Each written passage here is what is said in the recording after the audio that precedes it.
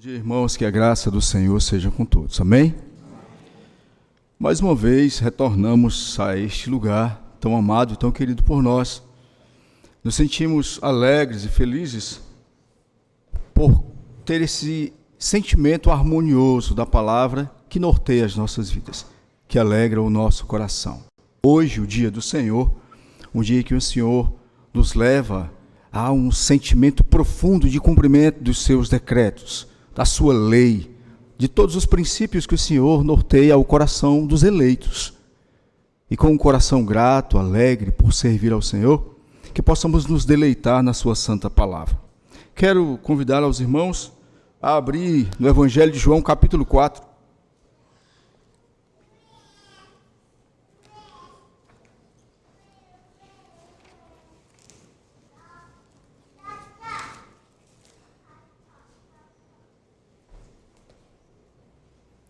Um texto conhecido pelos irmãos.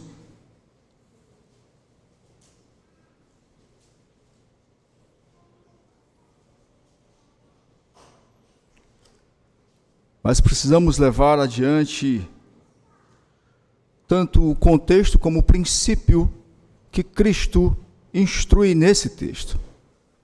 O contexto se dá em uma complexidade cultural, pela rejeição, pelo conflito. Mas o princípio que o Senhor estabelece dentro desse contexto, junto dessa mulher samaritana, nos faz perceber que nós caminhamos em uma situação social, em uma situação cultural, e do âmbito da igreja, um pouco perdido, disperso daquilo que seria o ideal para cumprir o que é normativo diante da palavra do Senhor. Vamos fazer uma leitura do texto. Evangelho de João, capítulo 4, versículo 22, do 22 ao versículo 24.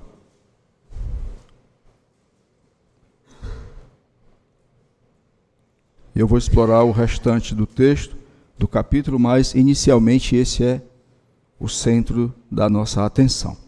Vós adorais o que não conheceis. Nós adoramos o que conhecemos, porque a salvação vem dos judeus. Mas vem a hora, e já chegou, em que os verdadeiros adoradores adorarão o Pai em espírito e em verdade, porque são estes que o Pai procura para seus adoradores. Deus é espírito, e importa que os seus adoradores o adorem em espírito e em verdade. Amém? Vamos orar mais uma vez, pedindo ao Senhor que nos dê graça.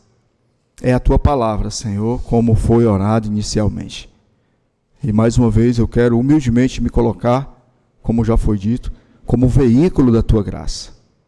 Sabendo, ó Pai, com o coração quebrantado, que o Teu Espírito aplica, nos dá discernimento e conhecimento acerca de toda a instrução santa dos decretos de Deus.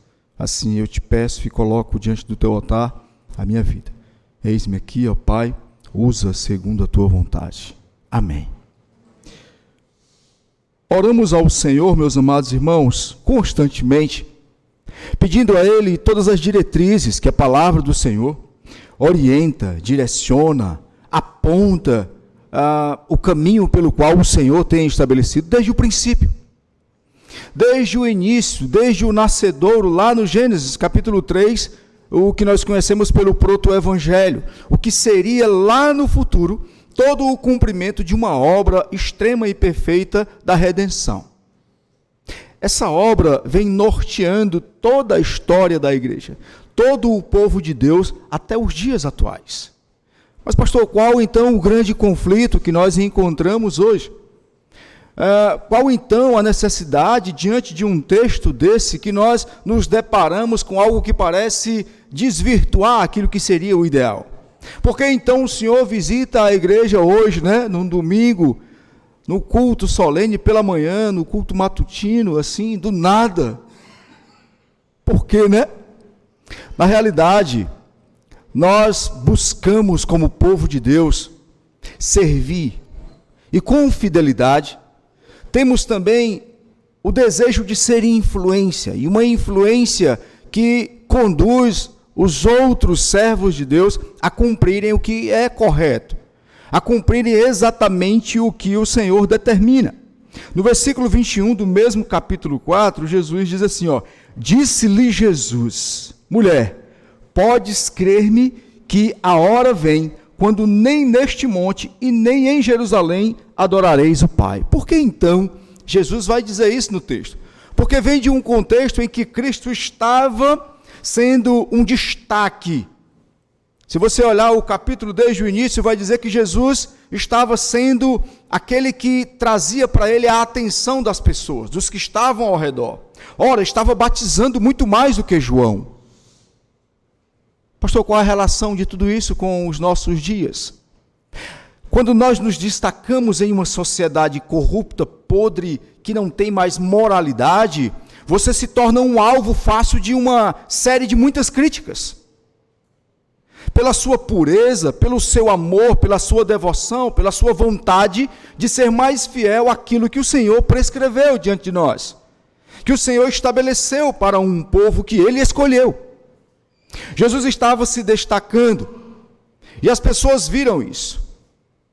Mas o texto vai dizer que Jesus estava a caminho, e ele estava indo para outro lugar, e de repente ele para, ele interrompe esse seu percurso, enquanto, diz o texto, que os discípulos, os apóstolos, foram procurar comida, foram comprar comida. Jesus para lá próximo da fonte, do poço, e a mulher de Samaria se aproxima, essa mulher samaritana, que é aqui todo o enredo desse texto, que vai discorrer sobre esse assunto, em que nós queremos chegar exatamente em um princípio aplicável para os dias de hoje tão necessário.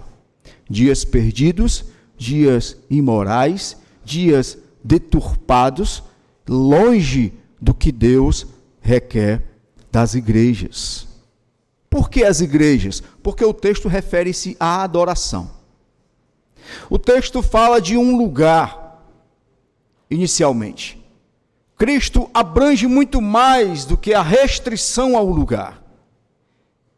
Cristo vai na fonte, ele entra exatamente na raiz do detalhe dessa adoração.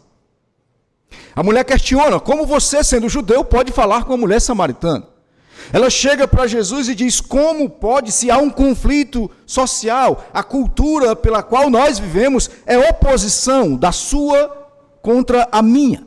E como você quebra esse paradigma, como você quebra toda essa situação? Jesus vai dizer que ela não sabe com quem ela fala. Se ela entendesse, ela iria pedir muito mais. Ela não compreende, mas é isso exatamente que ele quer fazer. Ele quer trazer para aquela mulher um entendimento do que é muito raso e superficial. É o que nós queremos fazer e é o que nós devemos como autoridades, como povo de Deus, como influência, como homens e mulheres, jovens e crianças, devemos fazer na sociedade caída. Ser influência para aquilo que é superficial na adoração plena ao Senhor. É o lugar, é aqui, como ela diz, é em Jerusalém, é o ambiente, é esse o ponto central, é a maneira de um corpo físico que deve ser o maior princípio a ser aplicado. Jesus vai dizer que não. Lá na Confissão de Fé de Westminster, olha o que é que diz para nós, meus amados irmãos, no capítulo 21, na seção 6. Agora, sob o Evangelho, nem a oração e nem qualquer outro ato de culto religioso é restrito a um certo lugar. Nem se torna mais aceito por causa do lugar em que se ofereça ou para o qual se dirija, mas que Deus deve ser adorado em todo lugar, em espírito e em verdade, tanto em famílias diariamente e em secreto, estando cada um sozinho, como também mais solenemente em assembleias públicas, que não devem ser descuidadosas, nem voluntariamente desprezadas, nem abandonadas, sempre que Deus, pela sua providência, proporciona ocasião. Ora, o nosso documento confessional, ele está embutido aqui, ele está sendo uma âncora, ele está sendo uma direção, em uma construção plena do que nós devemos fazer da forma agradável a Deus. A adoração tem um alvo muito maior. É como eu e você iremos fazer isso. De forma tortuosa, de forma aleatória, sem seguir os padrões ou uma metodologia, sem cumprir um princípio regulado, um princípio que o Senhor estabeleceu, com os achismos. Não. Verdadeiros adoradores. E há uma maneira pela qual isso se deve acontecer: em espírito e em verdade. Quando isso vai se tornar real em nossas vidas? O Catecismo de Heidelberg, na sua pergunta de número 96, diz: o que Deus exige no segundo mandamento? A resposta: que não podemos de maneira alguma representar Deus por imagem ou figura. Devemos adorá-lo somente da maneira que Ele ordenou em sua palavra. E aqui se configura: se nós cumprimos a maneira que Deus estabeleceu, obviamente que será em espírito. Obviamente que isso se tornará uma verdade absoluta e irrefutável dos princípios que Deus apresentou ao nosso coração. Por que então, pastor, é necessário e é importante dizer algo desse tipo? E nós estamos dentro de uma igreja reformada. Por que que o presidente do presbitério chega e diz algo dessa forma? E aqui eu quero dizer para vocês que, lamentavelmente, muitas igrejas perderam o princípio de amar as suas raízes, de se entregarem à herança que um dia foi lhes dada, como um método, como uma forma, como um meio que eles foram chamados e ensinados pelos seus primeiros pais a adorarem ao Senhor, a servirem ao Senhor, aos elementos que estão dentro de um culto que exatamente configura aquilo que é puro, aquilo que realmente é legítimo, aquilo que é necessário para edificar as nossas vidas, e não para trazer emoção, e não para nos trazer um frenesi, e não para nos trazer uma vontade incontrolável de extravasar de forma irracional. É por causa desse princípio que o texto nos apresenta, e os nossos documentos vão lapidando esse molde, vão nos ensinando. Vamos ao texto, retornando o que ele diz, quando ele fala no versículo 21, que nem neste lugar e nem em Jerusalém. Ele vai dizer o seguinte: vós, e aí entra o problema, vós adorais o que não conheceis. Nós adoramos o que conhecemos porque a salvação vem dos judeus. Pastor, muitas vezes nós entendemos que algumas igrejas, elas se opõem à metodologia, a um meio pelo qual algumas igrejas se comportam, se apresentam, porque soa como arrogante. Dá uma impressão de que elas querem ser um pouco melhor. O interessante de olhar para essa crítica é que as igrejas que se opõem ao que é bíblico, ao que é ensinado pelo Senhor, as igrejas que se opõem sempre apresentam um meio de adoração e de cultuar a Deus com os seus pragmatismos, com os seus sensos extremamente relativistas. E aí nasce um grande problema. Por quê? Porque é nesse âmbito de relativização, de achar que todas as coisas estão sendo inseridas dentro do culto e tudo está bem, que nascem os monstros. Que nascem igrejas cheias de aparatos para trazer as pessoas e deixá-las nos bancos, olhando para algo que é atrativo. Mas eu sou samaritana e nós não se damos bem com vocês. Logo, Jesus, nós temos uma maneira diferente à dos judeus. Como pode então você fazer isso? Como foi dito pelo reverendo Alex, a palavra de Deus, ela é inerrante, ela é autoritativa, ela é divina, ela é gloriosa, ela é poderosa e ela rege as nossas vidas com um princípio único. É o método, é a maneira que o Senhor estabelece para o nosso crescimento e aprendizado. Para a nossa aproximação de Deus, há um princípio a ser seguido. Alguém pode dizer que todos os caminhos levam a Roma. Todos os caminhos vão levar você a Deus. Todas as coisas que você fizer pode apontar para Deus. Nós contrapomos isso. Somente a palavra do Senhor é o centro norteador da vida dos eleitos, dos que o Senhor escolheu. Somente a maneira pela qual o Senhor estabeleceu é a maneira correta. Podemos adorar de qualquer jeito, podemos inventar tudo dentro da igreja, podemos fazer todas as coisas dentro da igreja? Eu acredito que não. E a Bíblia diz que não. O que é estranho, o que é constrangedor, o que é desordeiro, Paulo diz que tem que haver ordem e decência. Nada do que fizermos é tão importante quanto a adoração.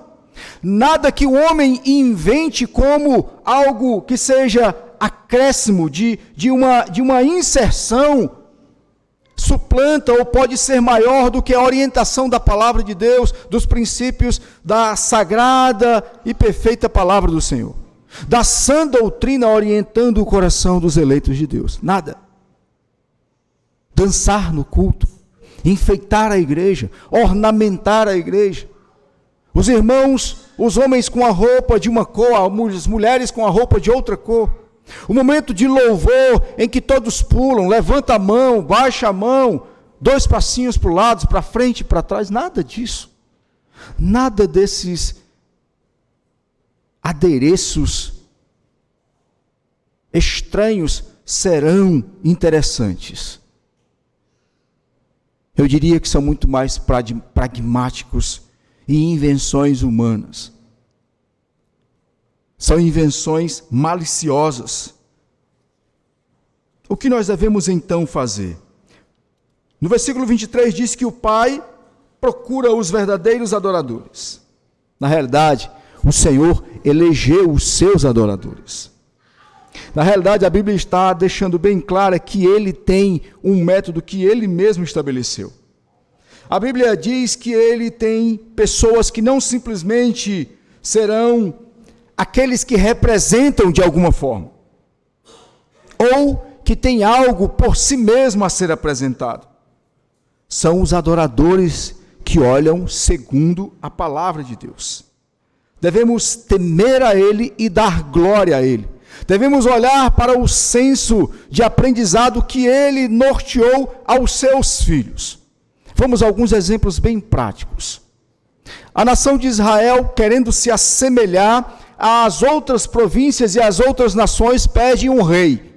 Aonde um reino teocrático estava estabelecido e o Senhor conduzia o seu povo. O que aconteceu quando Saul assume a nação de Israel? Decadência. Deplorável.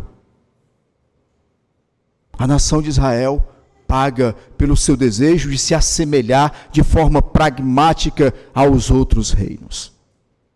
Quando os hebreus saem de dentro do Egito, depois do cativeiro, e eles, quando estão caminhando, preferem voltar às suas velhas práticas, as panelas fartas de carne lá de Faraó, as práticas culticas de adoração aos deuses pagãos.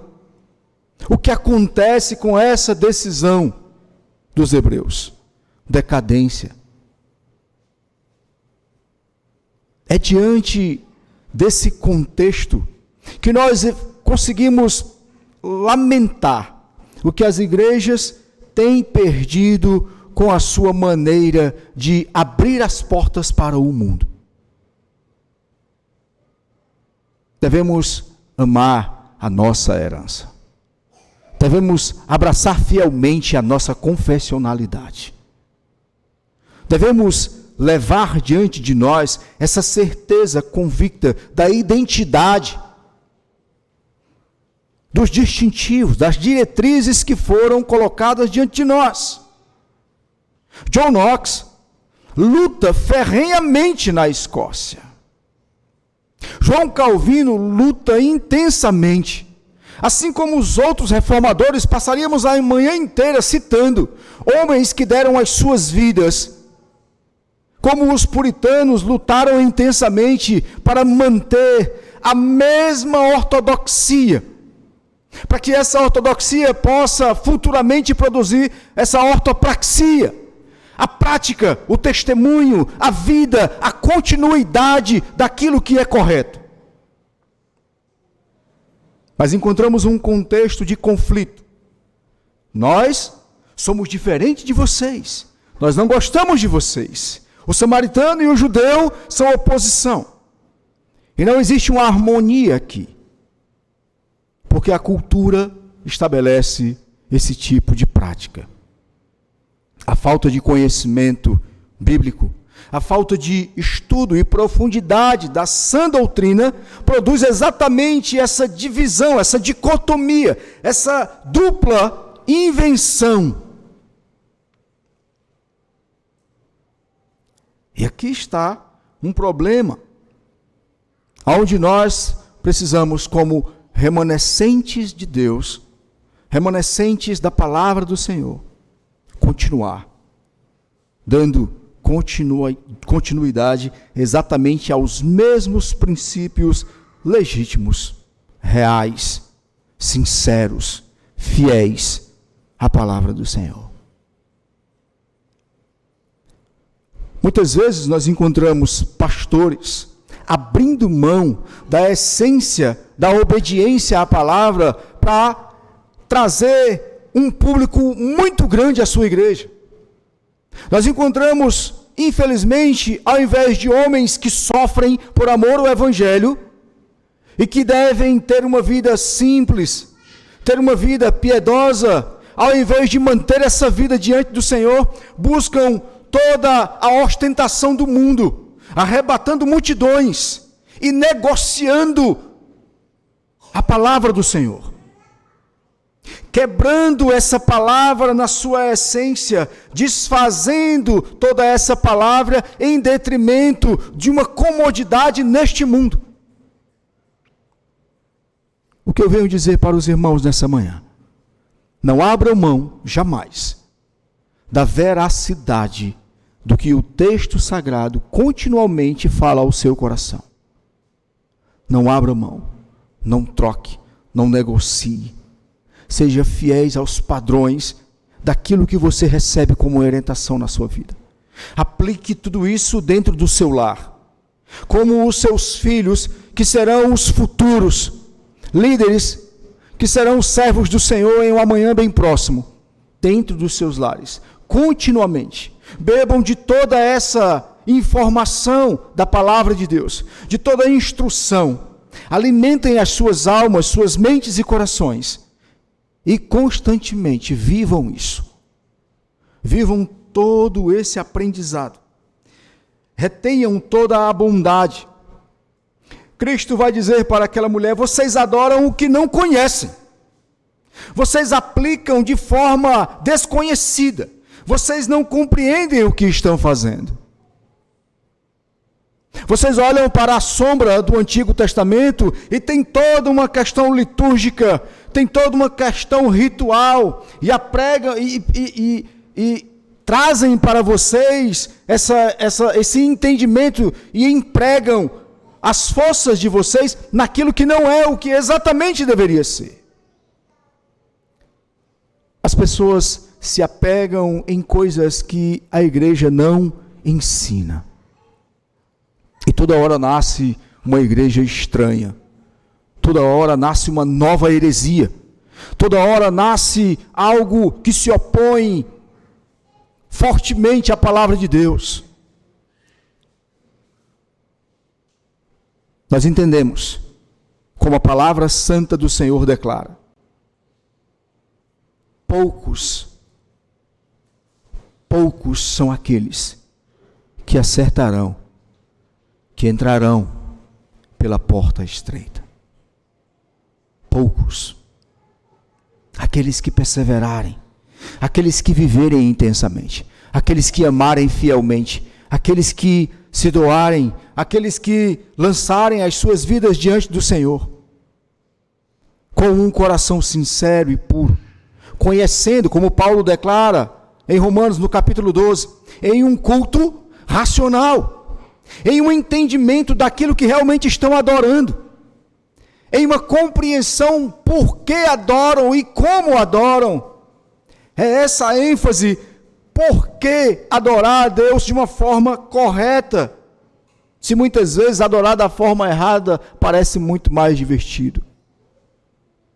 Porque nem sempre o divertido vai ser algo tão agradável constantemente. Às vezes, o que o mundo oferece como divertido traz as decepções, traz as frustrações, traz os grandes conflitos. Mas vem a hora, e já chegou, que os verdadeiros adoradores adorarão o Pai em espírito e em verdade, porque são estes que o Pai procura para serem seus adoradores. É muito fácil entrar em uma igreja e apresentar todo tipo de coisas e dizer que aquilo é um culto. O problema é que o Pai receberá. O Pai lhe convidou exatamente para isso. Não há um princípio normativo ensinado por ele sobre isso. O Evangelho transforma pecadores em santos, a fim de serem esses santos os adoradores de Deus. Como Paulo diz aos Efésios, estávamos extremamente numa inércia, estávamos mortos, ali sem vida. E o Senhor nos alcança, nos encontra, e com a sua graça irresistível, nos leva para Ele, e nos torna semelhante a Ele, por meio da sua palavra santificadora. E a partir de agora, conhecemos quem Ele é, por meio da sua santa doutrina. E por conhecer quem Ele é, fazemos o que Ele determina. É tão difícil entender isso. E aqui me refiro a todos aqueles que se opõem a cumprir o que o texto sagrado declara quanto ao princípio regulador que Deus estabelece. O culto é meu, o culto sou eu, o culto foi eu que determinei. Então o princípio é estabelecido por mim. A oposição é toda contrária a isso. Mas precisamos entender que fomos chamados com a finalidade de sermos imitadores, semelhante a eles, servos dele, que cumpre fielmente, amorosamente, aquilo que o Senhor estabelece para um povo que ele mesmo escolheu. Somos discípulos do Senhor. Deus criou um povo para si mesmo. Não temos uma origem nas nossas vontades. Temos uma origem no princípio de Deus. Calvino vai dizer que o cristianismo tem uma substância elementar do conhecimento da maneira pela qual ela é certa em Deus. Adorar a Deus em Deus, como Ele exige. Esse é um princípio que nos torna homens e mulheres conhecedores de Deus, quando o seu princípio é um princípio obedecido. Depois ele vai dizer que a fonte dessa salvação emana dele mesmo. Quando Calvino diz que essa redenção, essa salvação, esse ato de graça, glória e bondade emana do próprio Deus, é porque ele estabelece o que realmente deve ser. É o que realmente precisa ser.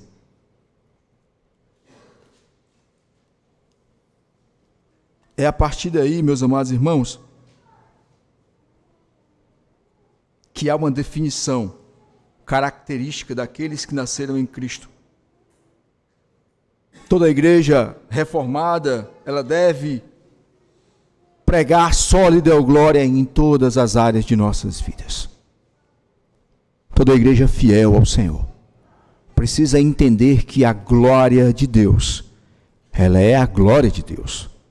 E que as nossas vidas, como cantamos no Saltério 19, os céus proclamam a glória de Deus.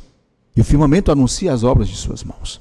Nós precisamos apontar para essa glória, com a nossa ortopraxia, com a nossa prática de vida, com o nosso testemunho diário, com a nossa família, com os nossos atos. O nosso falar e o nosso agir deve apontar para essa glória, constantemente.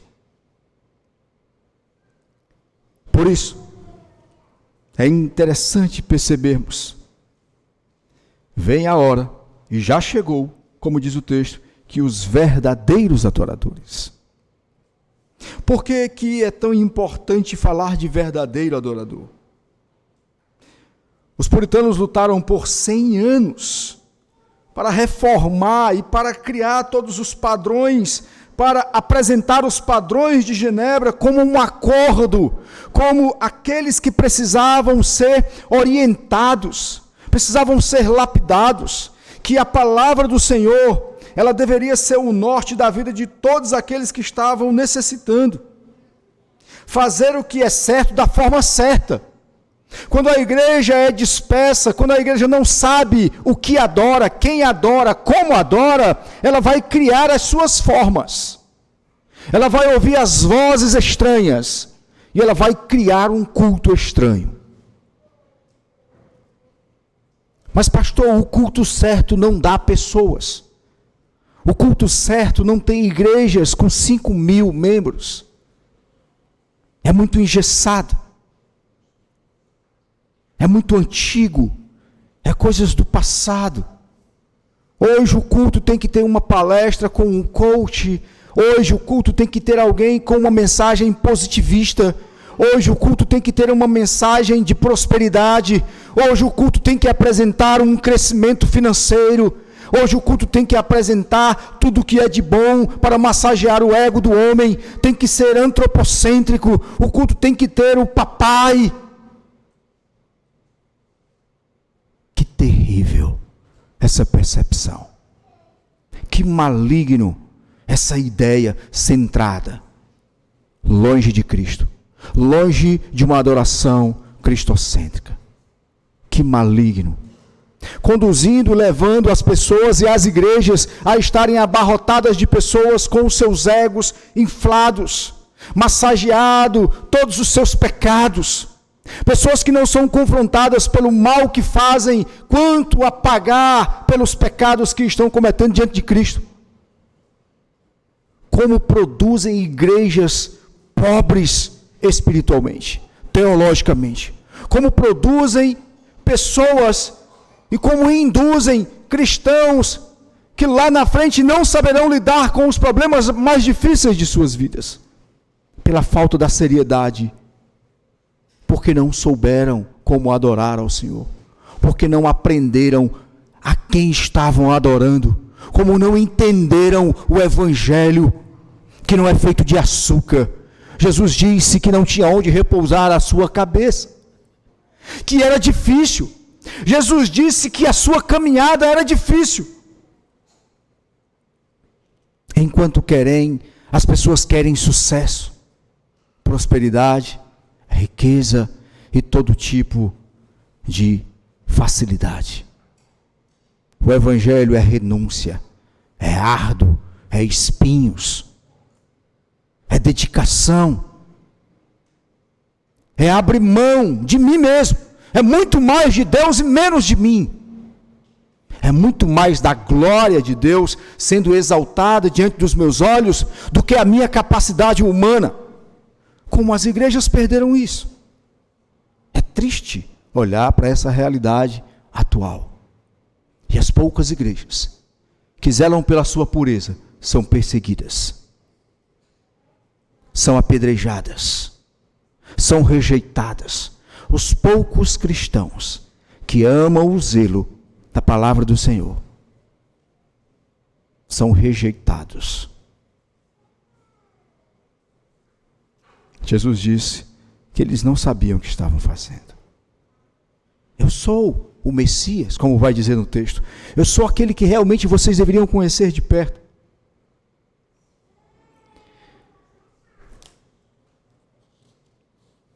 Deus se importa tanto com a forma e o conteúdo da oração. E as pessoas não querem adorar ao Senhor de forma sincera. Não querem ter uma adoração. Não querem viver profundamente para o Senhor. E embora não queira tudo isso, às vezes acham que estão sendo fiéis à sua prática. O exemplo é os profetas de Baal, no Monte Carmelo.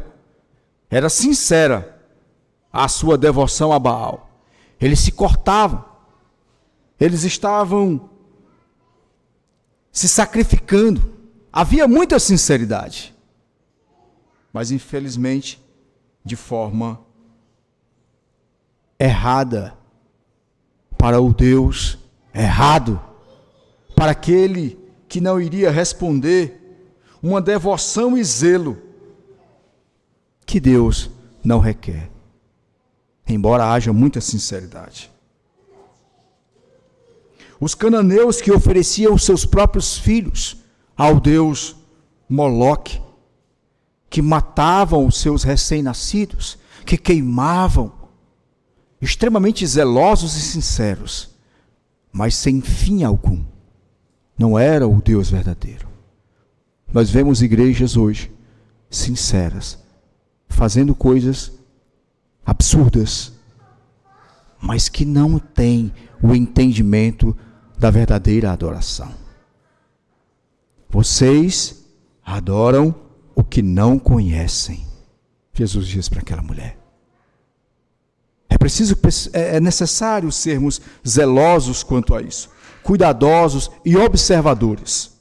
A Confissão de Fé, no seu capítulo 21, na seção 1, diz: Deus deve ser temido, amado, louvado, invocado, crido, servido de todo o coração, toda a alma e de toda a força.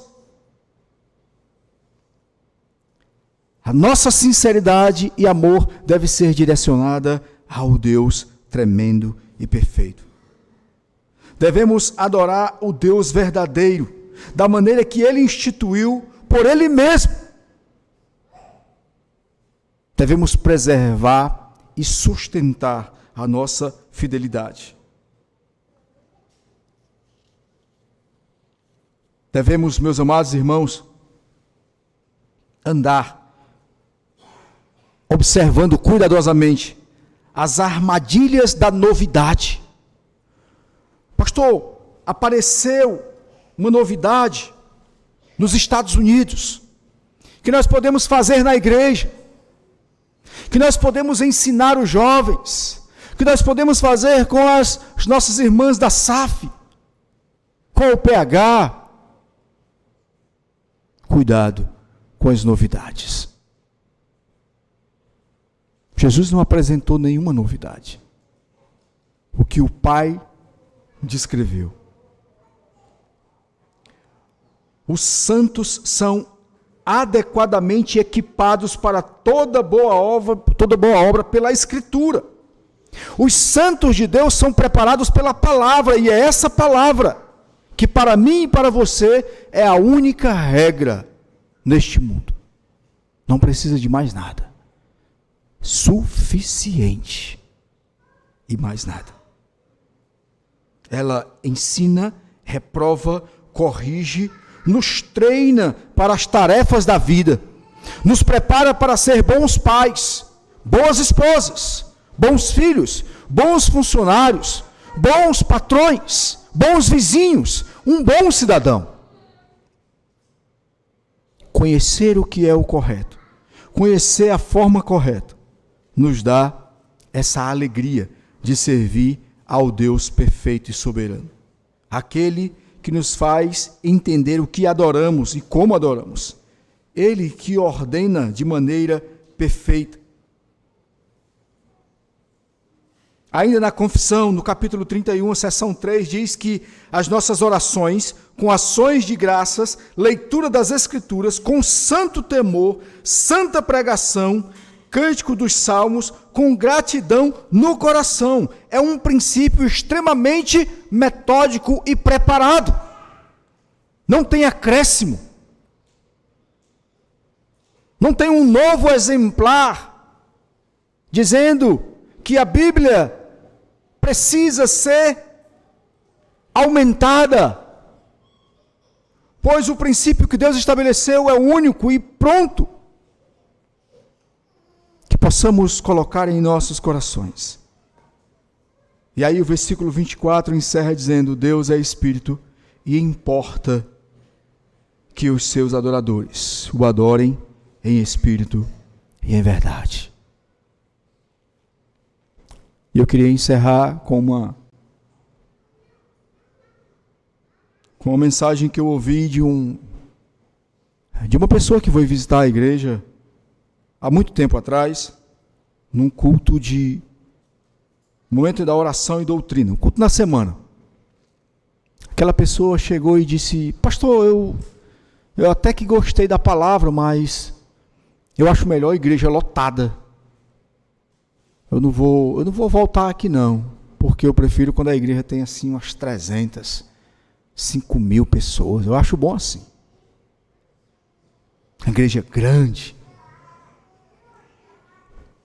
Nunca leu um texto como esse. Não é a aparência, não é o lugar, o ambiente, não é a forma estrutural que deve alegrar o coração. É o que está plantado como semente do verdadeiro evangelho dentro de mim e de você, que nos leva a uma adoração verdadeira. O evangelho vivo dentro de nós nos faz olhar para Cristo e saber que Ele deve ser adorado por nós. 2, 3, 5, 10 pessoas, não importa. Ele estabeleceu, Ele criou o princípio, Ele nos leva para esta adoração. E muitas vezes os seres humanos buscam os meios errados, buscam a forma errada, por falta de conhecimento, por falta de vontade de buscar mais conhecimento, por falta de líderes que se apliquem e se dediquem a esse ensino.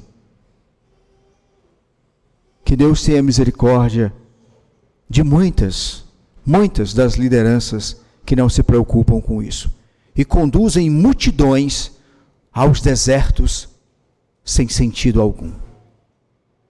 Pessoas sem substância, pessoas sem conhecimento, pessoas sem profundidade de intimidade com Deus. Que possamos amar a palavra de Deus todos os dias, que possamos desejar ardentemente cumprir o que essa palavra nos ensina, que possamos ser sabedores de que Deus busca aqueles que Ele elegeu e chamou para viverem de forma santa, em obediência, reverência e submissão à sua palavra. Vamos orar ao nosso Deus. Oremos. Santo e eterno Deus, como é bom, como é agradável olharmos para a sagrada e perfeita palavra. E nessa palavra perceber que a tua orientação, que as diretrizes do Senhor, santas, perfeitas, elas sempre nos conduzirão para serem movidas pelo agir do teu Espírito Santo. Espírito Santo esse que nos convence dos nossos erros, dos nossos pecados. Espírito esse que nos faz lembrar a palavra do Senhor, aquilo que Cristo nos deixa constantemente ensinando, nos deixa nos aproximar e ser mais íntimos, mais profundamente ligados ao Senhor. Ó Deus eterno, que esta igreja possa dar continuidade ao zelo pela pureza que há em seus corações, das práticas tão sinceras do cumprimento daquilo que o Senhor nos ensina. Abençoa esta igreja ricamente, derrama graça, derrama temor sobre o coração de cada um dos teus filhos.